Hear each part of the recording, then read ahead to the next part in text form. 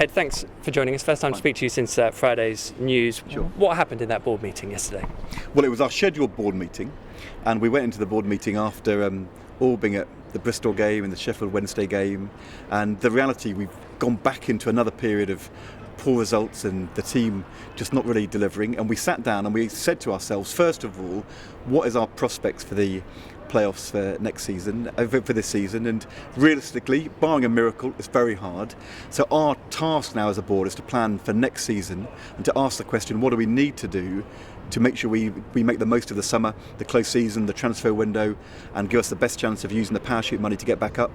And we had to ask ourselves the question, was that going to be best done by keeping Alex Neil as manager or making a change? And we decided as a board unanimously, actually without anybody disagreeing at all, we all weighed it up, but we all reached the same view that we had to make a change. And so we did so immediately, told Alex immediately. He took it with great professionalism and dignity, and we move on to the game today and our plans for next season.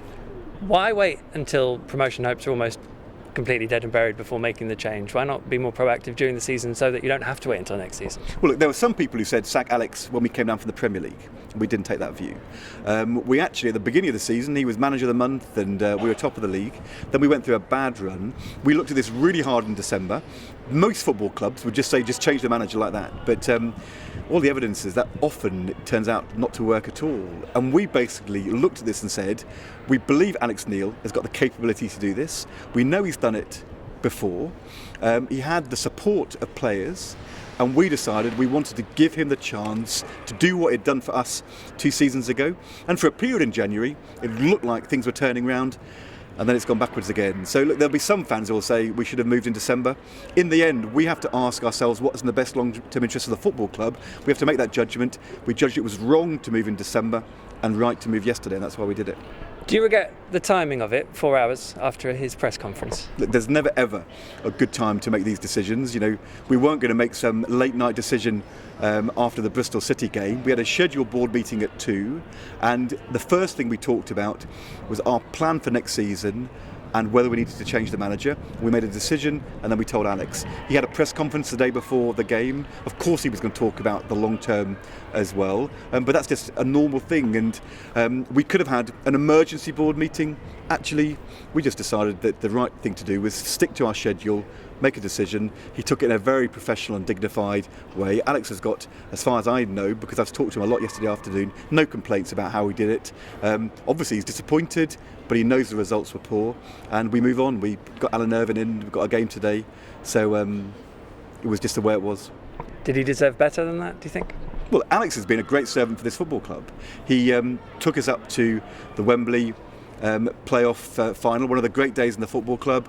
Great start to the Premiership, good start to this season. But the reality is, yesterday we judged that Alex Neil couldn't take this club forward, and we terminated his contract. And that is just the reality. And so I think, as far as Alex is concerned, whether that happened at 9 o'clock, 1 o'clock, 5 o'clock is completely irrelevant. He did his job, which was doing his press conference. We did our job, having a board meeting. We told him that we were terminating, and he said fair enough, and we move on. And in the end, what people are going to remember about yesterday is that Alex Neil, a great servant at this football club, ended his management at this football club yesterday, and that's all there is, and we've got to look forward now. A few bits since then as well. There's been a bit on the fact that Alec Neil had a falling out over Wes Houlihan's future, and Alec wanted to effectively move Wes on. Obviously talk about the sizable £2 million playoff as well. Where do you stand on those two bits of news and speculation? Okay. Both of those stories are ridiculous and absurd. The idea that we made the decision yesterday to terminate Alex, having discussed next season, simply because of an issue with Wes Houlihan, or at all to do with the issue with Wes Houlihan, is completely invented. It's a nonsense. Wes Houlihan is under contract to this club. It's actually his testimonial season next season. We're looking forward to Wes Houlihan playing for us next season. But Alex's view, or otherwise, of Wes Houlihan had nothing to do with the decision. also, going back to that Sun story, the idea that we have made decisions or not made decisions on the basis of his payoff is absurd. As is, and I can say this to you now, as is the idea that last summer we suddenly, out of the blue, agreed a new £2 million payoff for Alex Neil. Now, I'm not going to get into the detail of contractual terms, but Alex had a 2-year contract from the moment he arrived at this football club.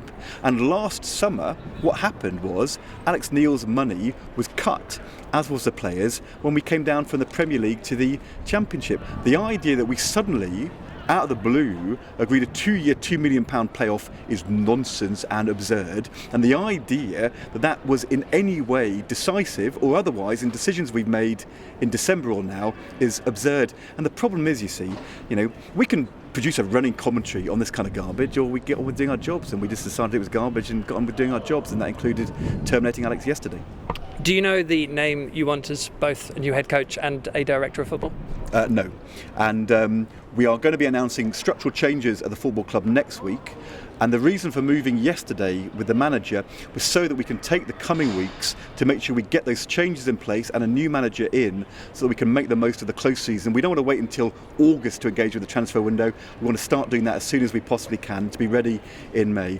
All the stuff in the newspapers today, naming names and saying, hidden talks or this is the plan, whatever, I can tell fans is utter and total garbage.